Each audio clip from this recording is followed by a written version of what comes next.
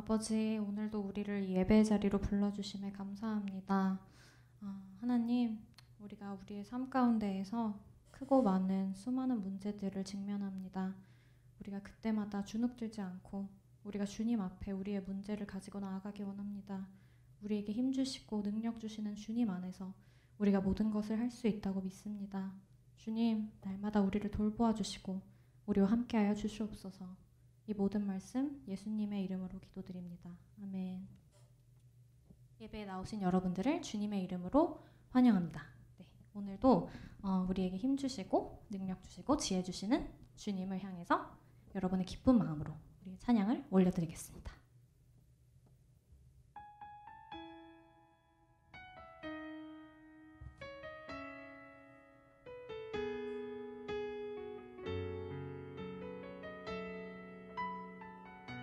주는 나를 기르시는 목자요.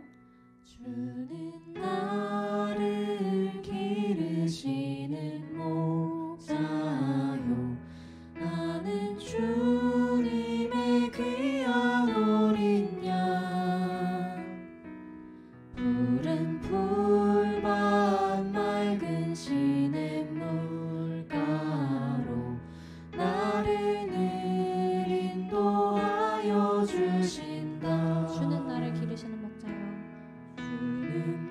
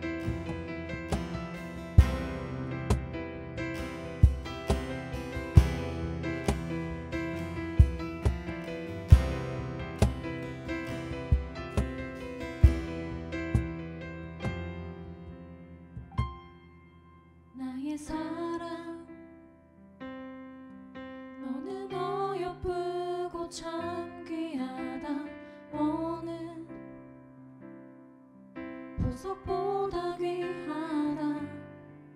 내가 사랑스럽지 않을 때 너를 온전히 사랑하고 너와 함께하려 내가 왔노라.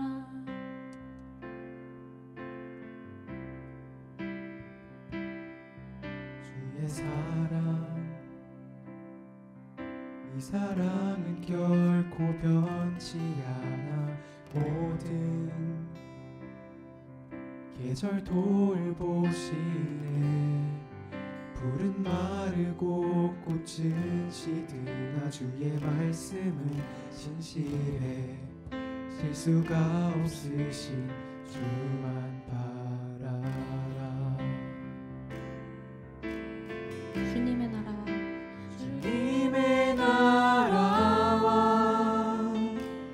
뜻이 나의 삶 속에 임하시며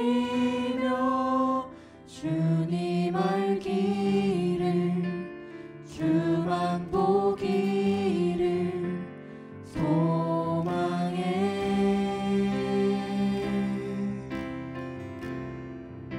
거룩히 살아갈 힘과 두려움 없는 믿음 주신 나의 하나님, 완전한 사랑 찬양해.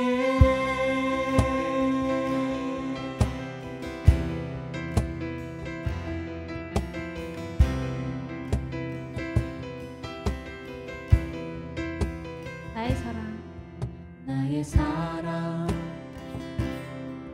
너는 어여쁘고 참 귀하다. 너는 보석보다 귀하다.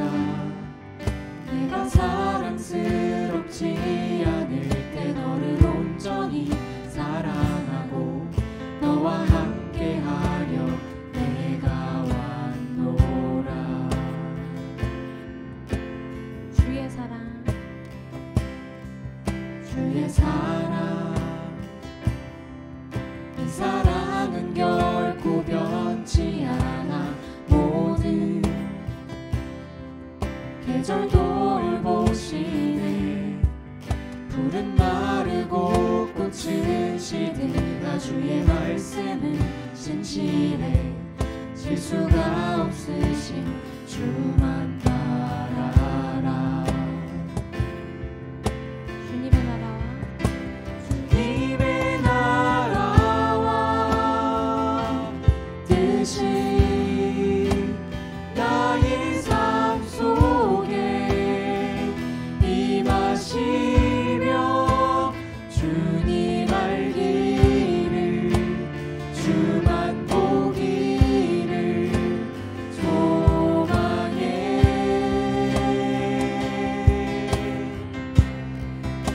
거룩히 살아갈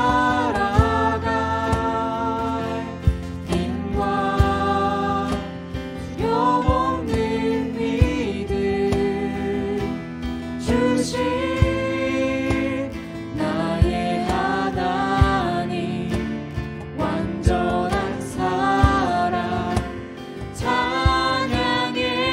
찬양하리 왕군의 주. 찬양하리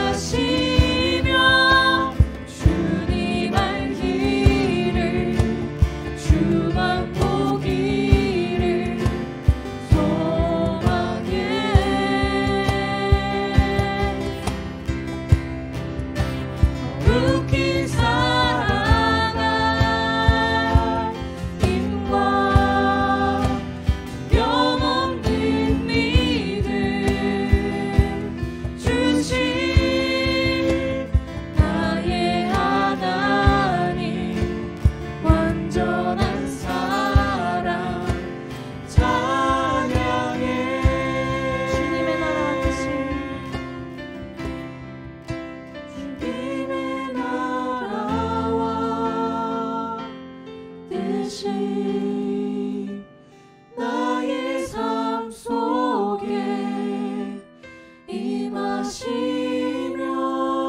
주님 알기를 주만 보기를 소망해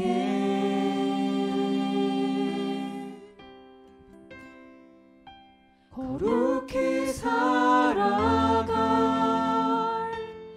힘과 두려움 없는 믿음 주실 나의 하나님 완전한 사랑 찬양해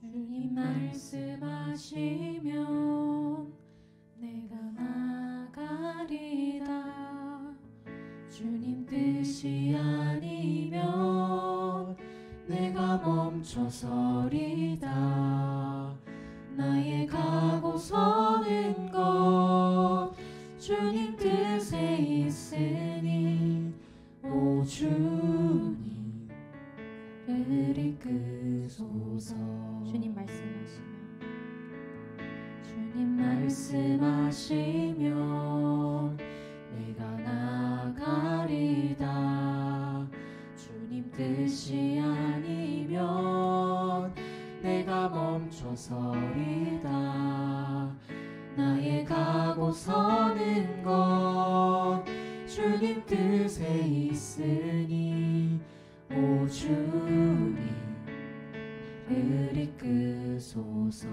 뜻하신 그곳에 뜻하신 그곳에 나 있기 원합니다 이끄시는 대로 순종하며 살리니 연약한 내 영혼 동하여 일하소서 주님 나라와 그 뜻을 위하여 오 주님 을 이끄소서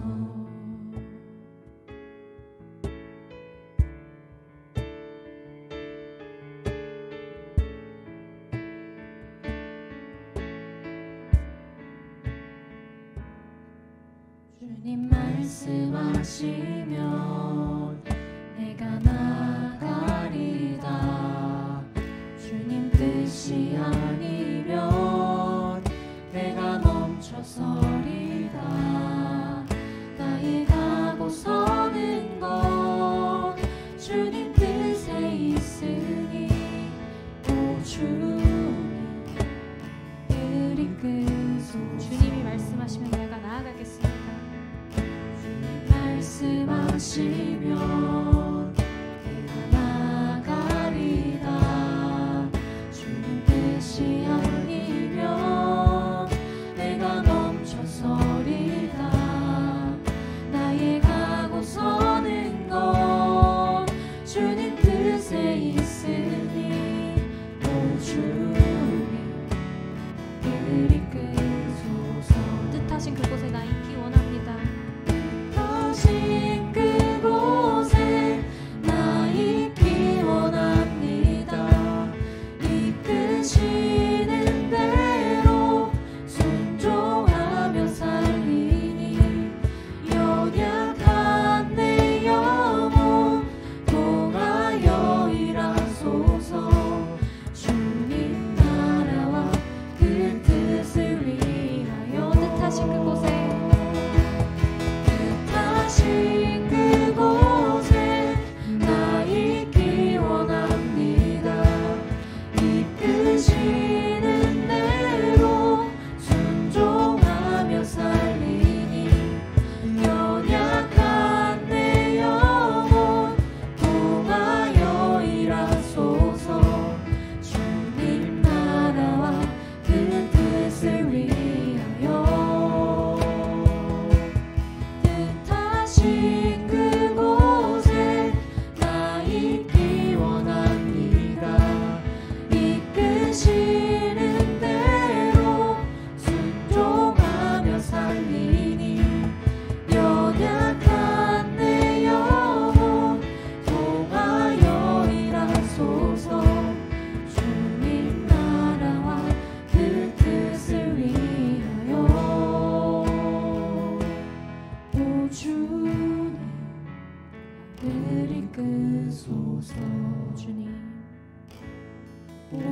주님 그리 끄소서. 오 주님, 오 주님 그리 끄소서.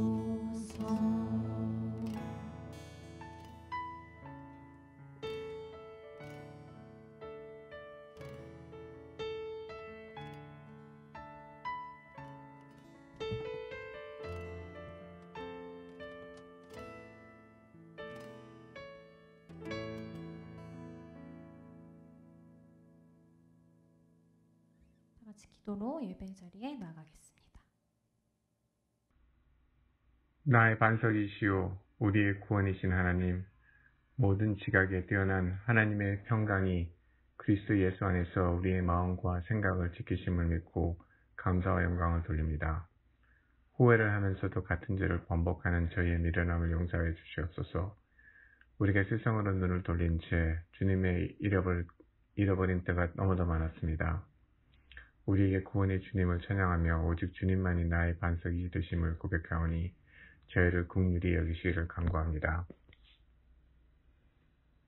내가 먼저 죄에 대하여 죽고 하나님에 대하여 사는 본을 보임으로 힘이 있고 능력을 나타내게 하옵소서. 하나님께서 날마다 나를 쓰실 수 있도록 내가 죽고 사는 일을 먼저 체험하게 하옵소서. 성령 안에서 하루하루의 죄를 회개하여 영적 무장을 이루게 하옵소서. 여러 가지 사건과 사고를 통해 하나님의 법을 배우며 다른 사람들의 마음을 깨닫게 하게 하여 주시옵소서. 내가 하나님을 만나면서 다른 사람들도 하나님을 만날 수 있게 해주는 의의 교사요 장성한 자가 될 수 있도록 주님 축복하여 주시옵소서. 저에게 위로를 주시고 우리와 함께하여 주시옵소서. 이 시간 하나님의 섭리를 생각해 봅니다. 사람이나 세상의 어떤 것으로나 나의 문제를 해결할 수 없음을 고백합니다. 오직 하나님을 나의 구원자로 바라보게 하시고 우리의 문제를 하나님께만 구하게 하여 주시옵소서. 우리로 하여금 주님을 찾고 의지하게 하시는 데 감사합니다. 우리가 어떤 상황이 있든지 주님을 위해서 살도록 하시고 현재 처한 환경이나 욕심 때문에 세상적인 삶에 연연하지 않도록 도와주시옵소서. 이 시간에 주님의 보혈 위에 세워진 우리 코넬 한인교회를 위해 기도합니다. 일찍이 주님의 크신 섭리가 계셔서 이곳에 주님의 교회를 세워주셨사오니 성령의 뜨거운 역사가 늘 강하게 역사하는 교회가 되게 하시고 부르짖는 기도마다 응답받는 축복의 현장이 되게 하시옵소서. 무엇보다도 주님의 도우심 아래 날로 왕성해지는 교회가 되게 하시고 영원 구원의 사명 또한 잘 감당할 수 있는 교회가 되게 하여 주시옵소서. 또한 우리 사랑하는 하홍표 목사님을 위해 기도드렸나이다.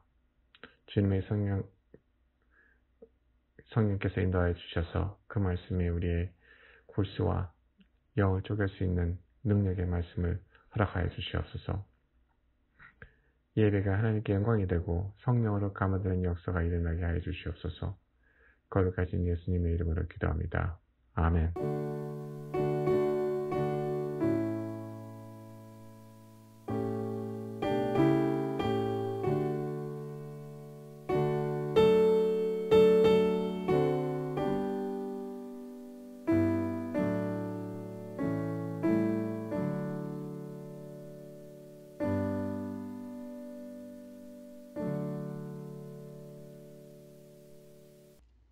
교회 소식입니다. 주일 예배에 참석하신 모든 분들을 주님의 이름으로 환영합니다. 2021년 상반기 동안 아래의 기도 제목들로 각자 계신 곳에서 한 마음으로 기도하여 주시기 바랍니다.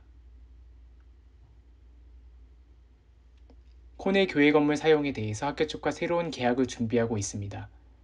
자세한 상황은 주보를 참고 부탁드리며 문제가 잘 해결될 수 있도록 성도님들의 많은 기도 부탁드립니다. 코넬 대학이 교회 건물을 8월까지 닫기로 결정하여 그 전까지 주일 예배는 기존과 같이 12시 45분부터 온라인으로 드려질 예정입니다. 헌금은 수표나 온라인 헌금 사이트를 통해 보내주시기 바랍니다. 오늘은 어버이 주일 예배로 드려집니다. 다음 주일은 비전센터 헌금이 있는 주일입니다. 성도님들의 많은 참여와 기도 부탁드립니다. 이번 학기 졸업하시는 모든 분들을 축하드리며 졸업자가 있는 기혼 목장은 목장별로 명단을 알려주시기 바랍니다. 유재현 장로님의 취임식이 9월 4일 토요일에 진행될 예정입니다. 오늘 봄학기 마지막 기혼 목장지기 성경 공부가 오후 3시 주부로 진행됩니다. 봄학기 청년 금요 종강 예배가 5월 14일 금요일 저녁 8시에 주무로 드려집니다. 중고등부 졸업생을 축하하는 점심 식사가 5월 22일 토요일 12시에 진행될 예정입니다. 중고등부의 버추얼 토요일 모임이 첫째, 셋째 주 토요일 저녁 8시에 진행되고 있습니다. 2021년 봄학기 한글학교의 후원과 수고해주시는 모든 분들을 위하여 성도님들의 많은 기도 부탁드립니다. 매일 새벽 예배는 생명의 삶 순서에 따라 기도드리시기 바랍니다. 오늘은 어버이 주일로 예배를 드립니다. 우리를 낳아주시고 또 길러주시고 믿음으로 성장할 수 있도록 이끌어주시는 우리 부모님들께 감사를 드리고요. 또 끝까지 섬겨드리는 그런 믿음의 성도가 될 줄로 믿습니다. 이번 주는 또한 우리 기혼 목장 성경 공부가 마무리를 짓습니다. 지금까지 수고해 주신 우리 기혼 목장 직인들께 감사를 드리고요. 또 방학 동안에 친교가 많이 이루어지기를 바랍니다. 또한 이번 주에 금요일에는 우리 청년부 종강 예배가 있습니다. 지금까지 섬겨주신 우리 모든 성도님들께 감사를 드리고요. 또 남아있는 기말과 또 이렇게 졸업을 위해서 계속해서 기도해 주시기를 부탁드립니다. 오늘 주시는 말씀은 요한복음 19장 25절에서 27절 말씀입니다. 예수의 십자가 곁에는 그 어머니와 이모와 글로바의 아내 마리아와 막달라 마리아가 섰는지라. 예수께서 자기의 어머니와 사랑하시는 제자가 곁에서 있는 것을 보시고 자기 어머니께 말씀하시되 여자여 보소서 아들이니라 하시고 또 그 제자에게 이르시되 보라 내 어머니라 하신데 그때부터 그 제자가 자기 집에 모시니라.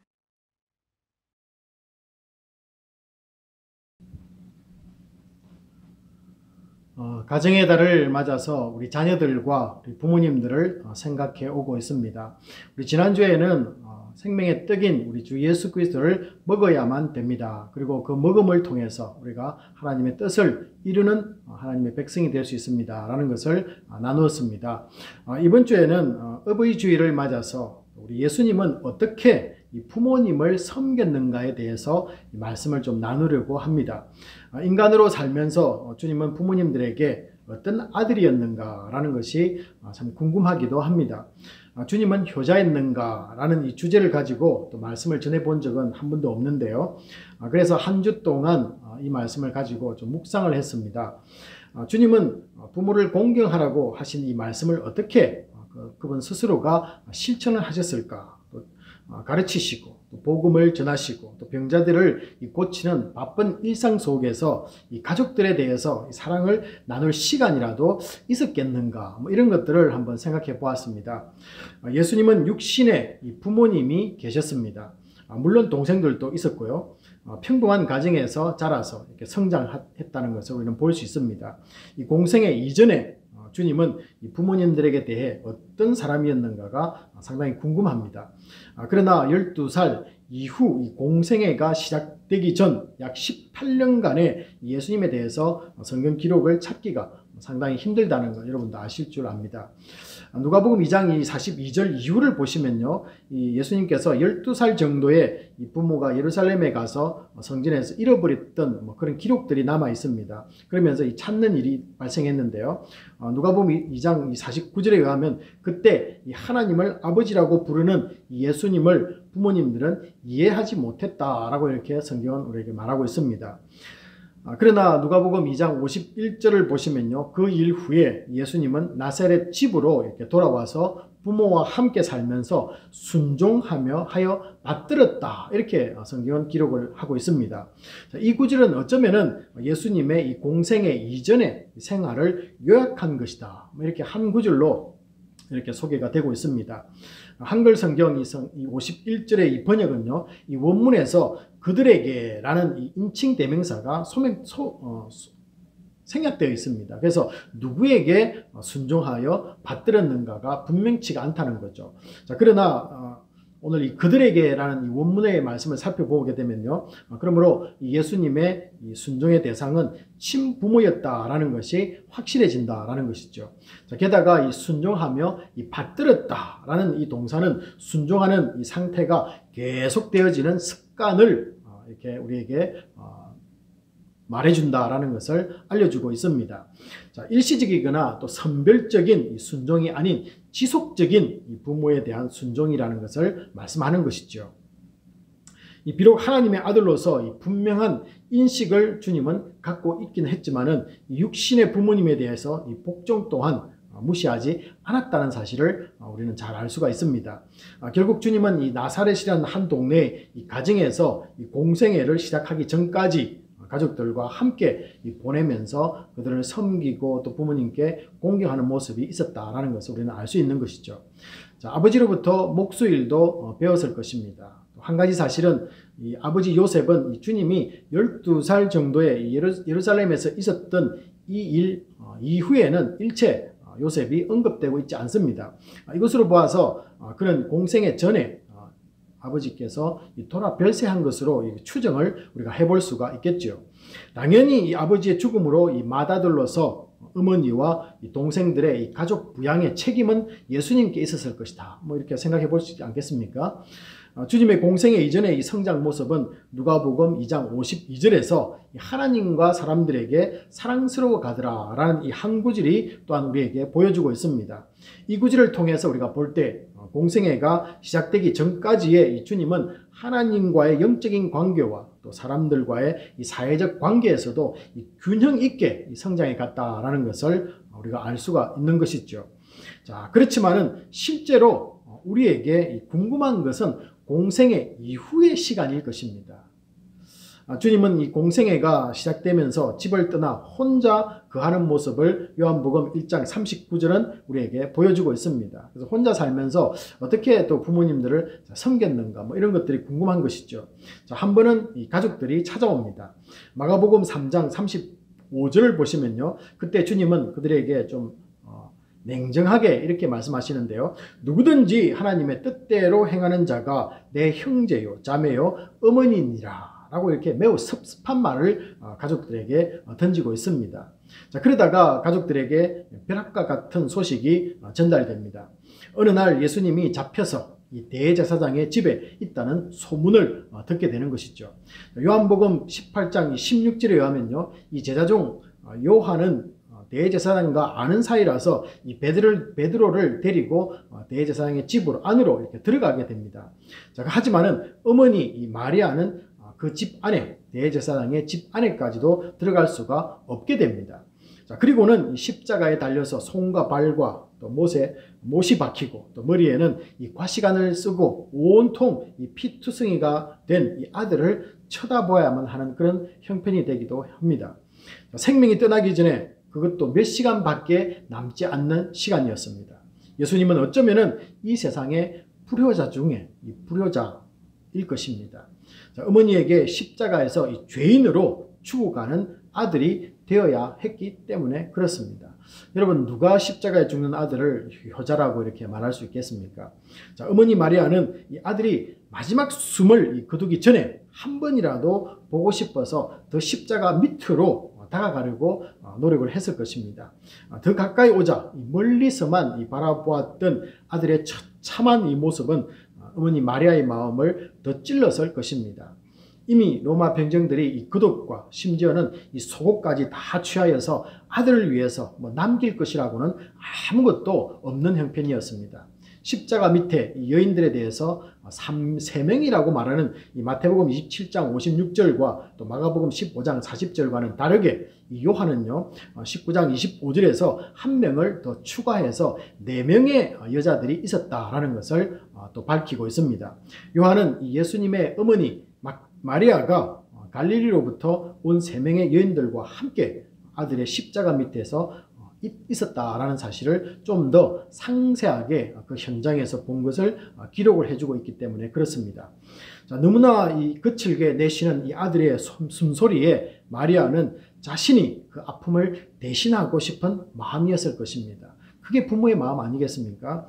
못 박은 자리에서 흘러내리는 이 피를 닦아주려고 해도 더 아플 것 같아서 만질 수도 없습니다. 그냥 아들의 고통을 눈앞에서 고스란히 마리아는 바라봐야만 했을 것입니다. 오열하며 흘러내리는 이 여인들의 눈물만이 그 십자가 밑에서 있었다라는 것이죠. 자, 이때 십자가 위에서 죽어가던 아들의 소리가 들려오기 시작합니다. 요한복음 19장 26절을 보시면요, 이 주님은 자기의 어머니와 자신의 사랑하는 제자가 서 있는 것을 보시고 어머니에게 먼저 말하기 시작합니다. 어머니 마리아는 곁에 서 있기는 했지만은 숨조차 쉬는 것도 너무 고통스러워하는 이 예수님에게 말조차 건넬 수가 없었던 상태입니다. 그런데 아들이 먼저 말을 걸어오는 것이죠.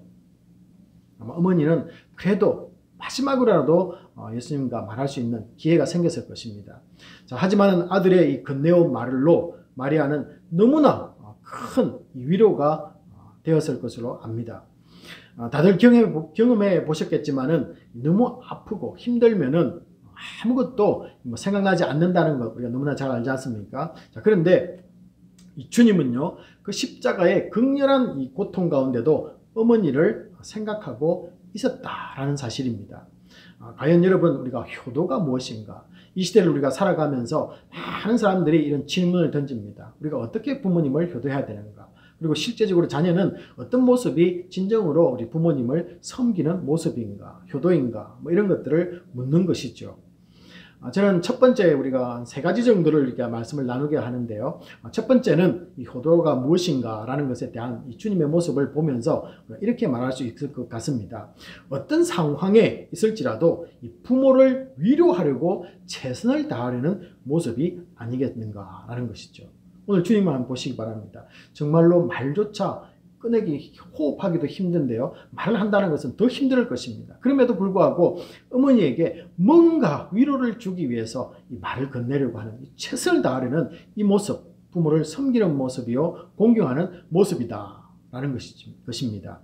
자, 자신이 죽어가는 상황에서도 자신보다 더 힘들 것이라고 생각하고 어머니를 위로하려는 주님은 분명히 오늘 주제와 같이 효자임에 틀림이 없습니다. 주님은 뭐라고 말씀합니까? 여자여 보소서 아들이입니다 라고 이렇게 말하고 있습니다. 짧은 문장이죠. 여기에서 우리가 여자여라는 말은 주님이 가나 혼인잔치에서도 이 자신의 공적 사역을 시작하는 때를 정하는 순간에도 이 말씀을 사용했습니다. 그리고 지금은 인류 구원의 이 대속의 십자가를 지는 순간입니다. 마지막으로 자신의 어머니 마리아에게 또 한 번 더 어머니라는 말 대신에 여자여라는 말을 사용하고 있습니다. 그때나 지금이나 동일하게 자신을 육신의 아들로만 보지 말라는 그런 의미가 여자여라는 말 속에 들어있다라는 것이죠. 자, 아들이라는 이 정의나 연민이 아닌 메시아로서의 자신의 죽음을 바라보라는 뜻이 그 말 속에 담겨 있는 소중한 한마디였다라는 것입니다. 자, 이어서 주님은 이 마리아에게 사랑하는 제자 요한을 가리키며 아들이라고 말합니다. 마태복음 13장 55절을 보시면요, 이 마리아에게는 예수님 외에도 우리가 야고보, 그리고 요셉, 시몬, 유다라는 이 아들 4명이 있었다는 것을, 물론 여동생도 있었고요, 또 있었다는 것을 보여주고 있습니다. 자, 그럴 경우에 예수님께서 뭐라고 말씀할 수 있었겠습니까? 주님은 다른 동생들이 우리 어머니를 잘 공경할 것입니다 라고 이렇게 말할 수도 있습니다. 자, 그러나 그런 말을 십자가 밑에서는 찾아볼 수가 없습니다. 자, 게다가 십자가 밑에는 어머니 외에도 다른 여인들이 있었다는 것을 우리는 알 수 있었죠. 자, 심지어 그 본문을 보시면요, 예수님의 이모도 있었다라고 말하고 있습니다. 4명의 여자들 중에 이모도 있었다는 것이죠. 자, 그런데 요한복음 19장 27절에서는 이 주님은 요한에게 마리아가 네 어머니다, 예수님의 어머니를 요한에게 네 어머니다 라고 이렇게 소개를 하고 있습니다. 주님은 이 같은 혈육을 가진 이 자매인 이모에게도 어머니를 부탁할 만하다라는 것이죠. 그럼에도 불구하고 그런 예수님께서는 그런 말씀을 하지 않습니다. 자, 그렇다면 왜 이 제자 요한에게 부탁을 했을까요? 라는 것입니다. 요한복음 우리 7장 5절에 근거하면은 형제들이 아직 믿음으로 예수님을 영접하지 못했기 때문에 형제들에게 이 어머니 마리아를 맡기는 것이 좀 부담스러웠지 않겠는가라는 것이 뭐 그런 첫 번째 이유로 우리가 한번 생각해 볼 수 있겠고요. 또 다른 이유는 아마도 마가복음 3장 35절에서 말씀하셨던 누구든지 하나님의 뜻대로 행하는 자가 내 형제요 자매요 라는 말씀을 주님이 그때 직접 하셨기 때문에 이제 그 말에 대해서 이 적용이라고 요한에게 한번 해볼 그런 삶을 살아보라는 이 적용의 말로 하지 않았겠는가, 뭐 이런 것도 우리가 생각을 해볼 수가 있습니다. 자, 한편 현실적으로는 또 어떻습니까? 당시 이 가족을 부양하는 사람들은 남자들의 목심을 감안한다면은 여인들에게 이 부탁하기라는 것은 좀 힘들었을 것이다 라는 것이죠. 자, 게다가 이 자신만만했던 베드로조차도 그 현장에서는 찾아볼 수가 없었습니다. 요한이 이 주님의 친척이라는 이야기도 있습니다. 저는 오늘 거기까지 여러분들에게 그 내용을 소개하려고 하지는 않겠습니다. 하지만은 그 자리에 요한 한 사람만이 있었기 때문에 주님으로서도 이 선택의 여지가 없었을 것이다 라는 현실적으로 한번 접근해 보자 라는 것이죠. 사실 이유를 알기라는 것은 여러분 쉽지가 않습니다. 또 다른 이유가 있는지 저는 잘 알 수 없습니다. 그러나 몇 가지를 한번 여러분에게 한번 소개를 해드렸는데요. 자, 하지만은 여기서 더 중요한 것을 우리는 보아야만 하겠지요. 죽어가는 순간에도 주님은 요한에게 어머니를 보살펴 달라고 부탁하는 것은 자녀로서 책임을 다하는 모습이라는 것입니다. 그러므로 두 번째 이 효도가 무엇인가라는 것에 대한 것은요, 효도는 부모님을 마지막까지 이 어려움을 당하지 않도록 보살펴 드리는 것이다 라는 것을 우리가 주님으로부터 배울 수가 있습니다. 그래서 여러분, 우리가 효도하는 것이 무엇이냐라고 물을 때는요, 예수님의 십자가를 생각하시면서 끝까지 마지막까지 우리 부모님들의 어려움을 당하지 않도록 보살펴 드리고 챙겨 드리는 것이다, 이렇게 여러분들이 마음속에 다 품어 두시기를 바랍니다. 자녀들은 이 마지막까지 육신의 부모님의 신변을 돌보아 주어야만 합니다. 물질이 부족한 부모님들에게는 물질로 우리가 도와드려야 되겠죠. 또 그리고 물질이 부족하지 않으신 분일지라도 나이 들어가면서 심적으로 불편하지 않도록 우리가 위로를 해드려야만 할 것입니다. 결국 주님은 이 부모님에 대한 사랑을 몸소 보여주시고 또한 십자가의 사랑을 실천하신 분이다 라는 것을 우리는 결론적으로 또한 볼 수가 있습니다. 여러분, 우리 십자가의 사랑은 하나님에 대한 이 사랑만을 강조하지 않습니다. 이웃에 대한 이 사랑 역시 외면하지 말라는 것, 우리가 십자가를 바라보면서 너무나 잘 알고 있습니다.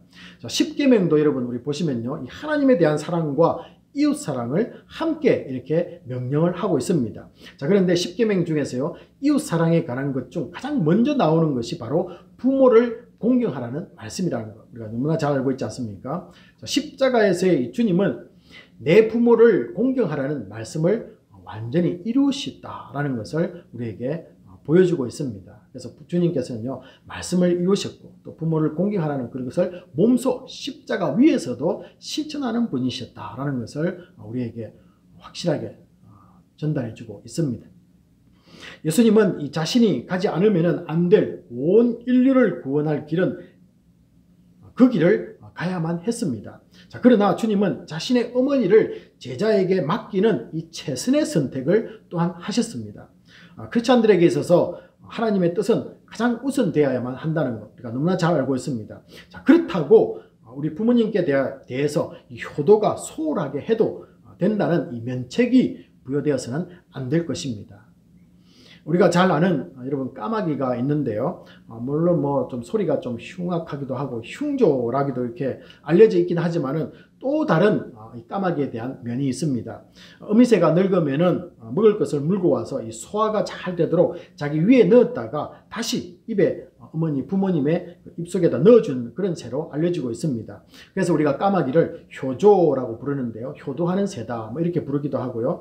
또 까마귀의 극진한 그 효도를 배워서 사람들이 부모님을 잘 섬길 때 우리가 이 효도하는 그 사람들을 보면서 이 반포지효라고 이렇게 부르기도 합니다.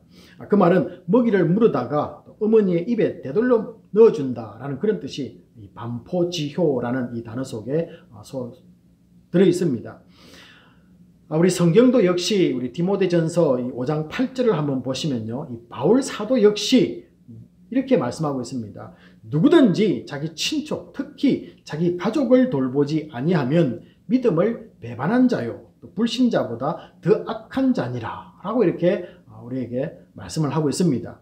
자, 여기서 오늘 이 바울이 말하고 있는 이 말씀에서 느껴지는 것은 기독교인들은, 하나님을 믿는 백성들은, 예수 그리스도를 따라가는 사람들은 반드시 이 부모에게 효도해야 한다는 이 당위성을 느끼게 되는 것이죠. 사실 부모님을 공경하는 것은 또 하나님의 명령이기도 합니다. 해야만 되는 거예요. 왜냐하면요, 하나님의 명령이기 때문에 그렇습니다. 말씀으로 주어진 이 명령이기에 시간이 가도 모든 세대들이 우리가 지켜야만 할 것입니다.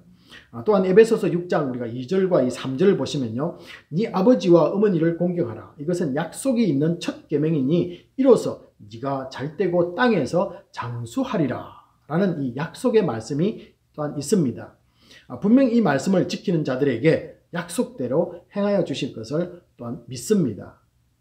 우리 한번 요한을 한번 볼까요? 주님의 부탁이 있은 후에 십자가에서 어머니를 부탁한 후에 이 제자 요한은 이 마리아를 바로 즉각적으로 자기 집에 모시게 되었다라는 것입니다. 그 철을 제공해 줄 뿐만 아니라 정성을 다해서 이 마리아를 섬기게 되었다라는 것이죠. 나중에 요한이 이 목회를 하기 위해서 이 에베소로 가게 되는데요. 그때에도 이 마리아를 모시고 가서 함께 그곳에서 잘 섬기다가 마리아는 그곳에서 죽었다라는 그런 소문이 들려오고 있습니다. 자, 그 이후에 이 요한은요, 이 장수하면서 이 로마 박해 속에서 이 초대교회를 이끌어가는 지도자로 세워졌다라는 걸 우리가 너무나 잘 알지 않습니까? 그러면서 요한복음을 썼고 또 요한 1, 2, 3서 그리고 요한 계시록까지 이렇게 기록하는 믿음의 사도였다라는 것을 우리는 알 수가 있습니다. 자, 그렇다면 이제 지금까지는 예수님에 대해서 예수님을 보면서 이 두 가지 효도가 무엇인가를 잠깐 우리가 살펴보았는데요. 이제는 이 요한을 통해서 이 가족과 부모에 대한 효도가 무엇인가를 한 번 더 생각하면서 세 번째 그 효도가 무엇입니까? 라는 것에 대한 답을 한번 찾아가 보도록 하겠습니다.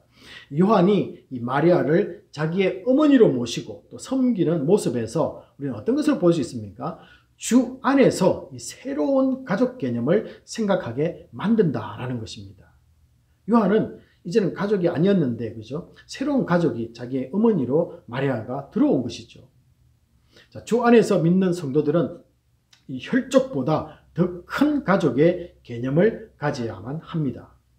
또한 예수 안에서 믿음의 가족들을 돌보는 사람이 또 되어야만 하기도 하고요. 자, 이것이 우리 믿는 성도들의 세 번째 이 효도에 관한 의미이기도 합니다. 그래서 우리는 예수 안에서 더 큰 가족의 개념을 가지면서 그 안에 주어져 있는 모든 가족이라는 분들을 섬기고 특별히 그 부모님들을 공경하는 그런 모습이 있어야 된다라는 것이죠. 자, 그들이 나의 친부모가 아니라도 주 안에서 나의 부모님처럼 대할 수 있어야만 합니다. 그분들을 우리가 존중해 드려야 되고요. 또 친자식이 아니라도 건강을 잃고 또 생각해지는 이 자신의 모습을 바라보며 시리에 빠져 있는 어른들에게 우리는 기쁨을 선사해야만 될 것입니다. 소중한 사람들을 잃고 또 슬픔에 빠져 있는 어른들을 위로할 수 있는 이 하나님의 자녀들이 되어야만 됩니다.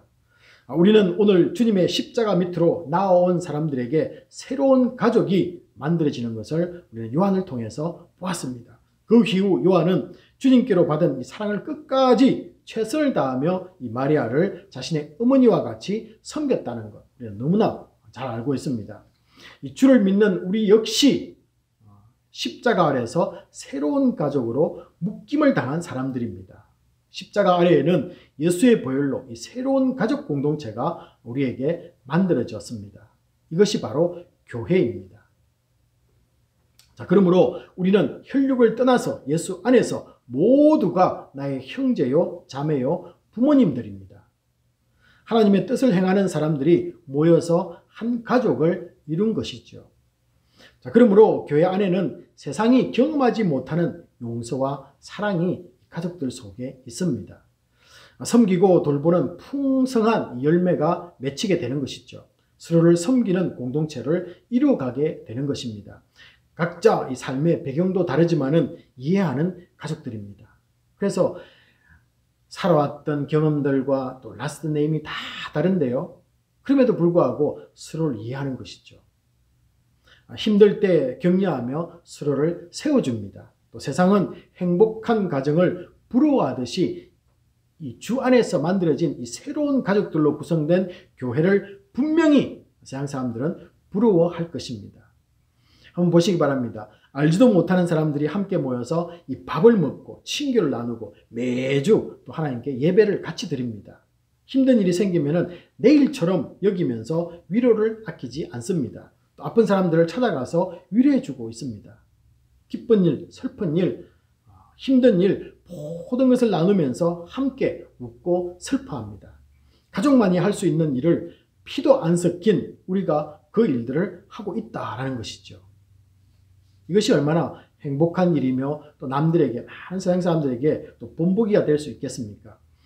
저는 이 십자가 아래에서 이루어낸 이 가족이라는 개념과 또 부모에 대한 효도가 이 시대를 살릴 수 있고 또 교회가 세상으로부터 다시 칭찬받을 수 있는 좋은 기회가 될 수 있을 것이라고 믿고 있습니다.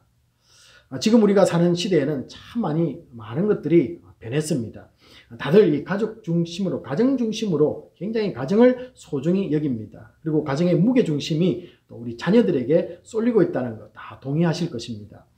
부모님들을 공경해야 됨에도 불구하고 그렇지 못하고 있다는 현실에도 여러분들은 다 저와 같은 비슷한 생각을 가지고 있을 줄로 압니다. 음식을 만들어 이 아들이 집을 찾아오는 것보다는 택배를 보내주기를 더 좋아하는 세상에 우리가 지금 살고 있습니다. 옛날에는 어떻습니까? 맛있는 음식 보따리 싸서 이 아들을 찾아가는 그 즐거움이 우리 부모님에게 있었는데요. 이제는 찾아오지 마시고 그냥 보내주시면 더 좋은 어머니가 된다라는 그런 시대에 있다는 것입니다. 사회는 또한 우리 어떻습니까? 점점점 이 고령화 사회로 접어들고 있습니다.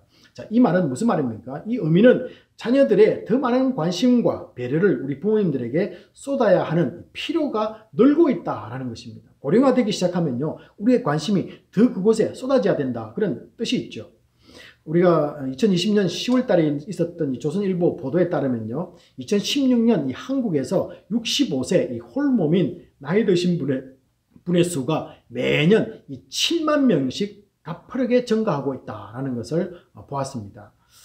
이에 따른 이 고독사도 빠르게 증가한다는 것입니다. 홀로서 집에서 돌아가시는 거죠. 이 한국에서는 이 고독사 예방 및 관리에 관한 법이 제정되기도 했습니다.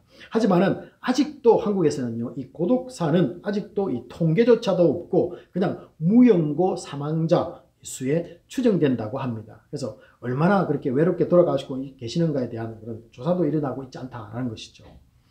자, 우리 교회는 이런 역시대적 요구에 서 있습니다.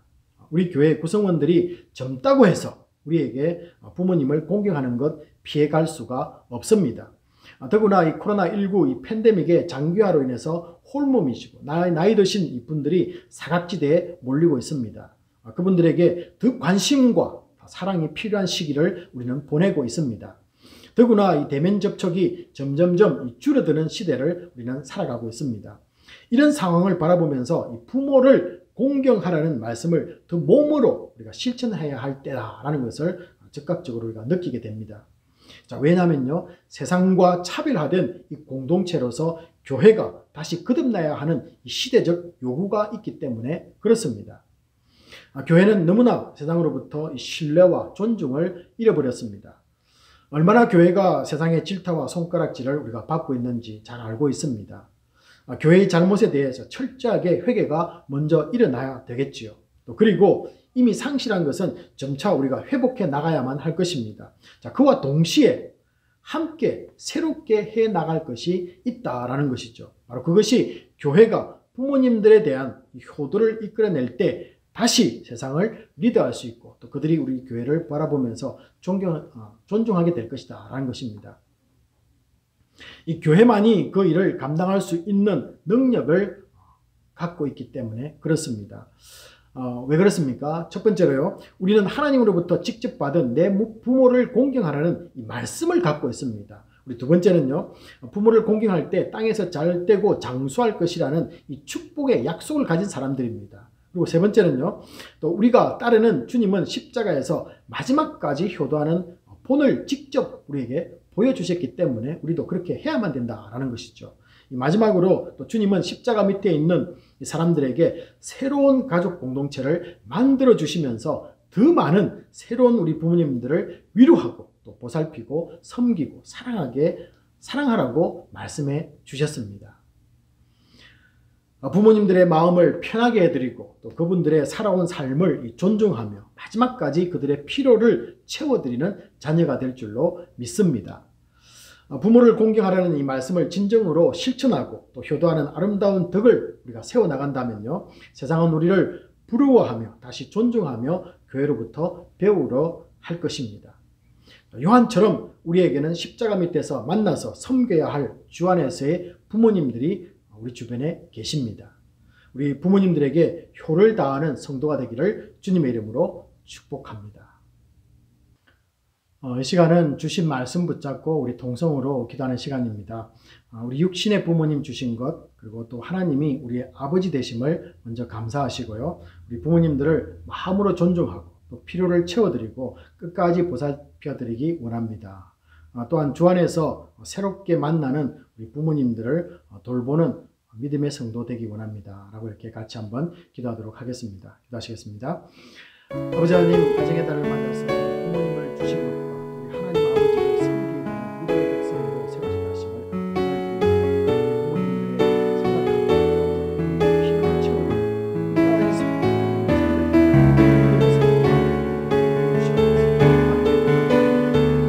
주 안에서 만나는 새로운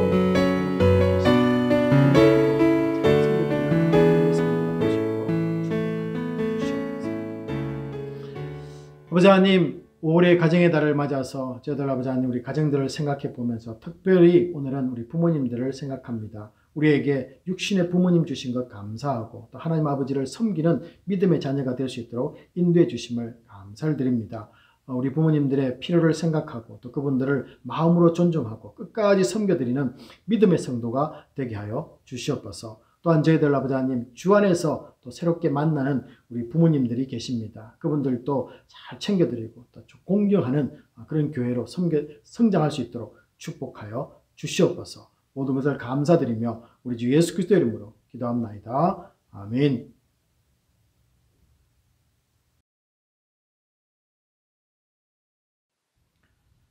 있는 자리에서 일어나 본 기도와 축도로 예배를 마치도록 하겠습니다. 늘 풍성하게 채우시며 우리의 삶을 인도해 주시는 주님께 영광을 돌립니다. 주신 모든 것에 감사하며 만족하며 살아가게 하시고 주님 허락하신 우리 이웃을 돕고 섬기는 교회와 가정과 개인들 되게 하여 주시옵소서. 특별히 오늘 비전센터를 위해 헌금하는 손길들이 있습니다. 캠퍼스 사역과 소그룹 활동의 활성화를 위해 허락하여 주실 줄 믿습니다. 믿음으로 동참하게 하시고 기도하는 성도들 되게 하여 주시옵소서. 지금은 우리 주 예수 그리스도의 은혜와 지극하신 하나님 아버지의 사랑하심과 성령님의 감동감화 위로하심이 어버이 주일을 맞아 우리를 위해 수고하시는 우리 부모님들을 끝까지 믿음으로 사랑으로 공경하고 주 안에서 보살피기로 결심하는 모든 심령들 위해 지금부터 영원까지 함께 있을지어다. 아멘.